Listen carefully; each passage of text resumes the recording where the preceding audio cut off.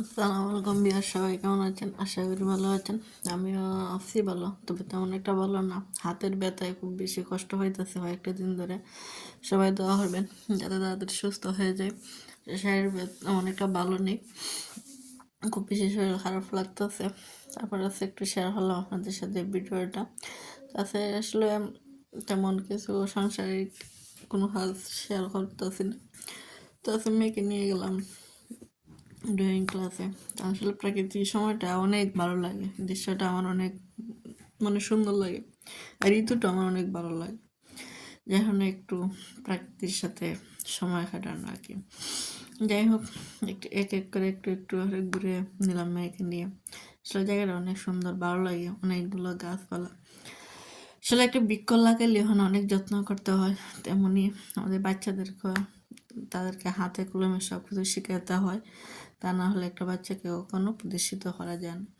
আমরা মারা আসলে একটা বাচ্চা জন্ম দিলেই হয় না, তার প্রতি অনেক দায়িত্ব, অনেক কষ্ট, অনেক শ্রম দিতে হয়।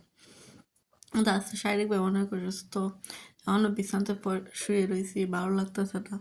তারপর মেয়েকে একটু সময় দিতে হচ্ছে, কারণ এই তো, কারণ আমরা যে মা হয়ে যে তাদেরকে সময় না দিই, তাহলে তো তাদের জীবনে আর কিছু থাকবে না।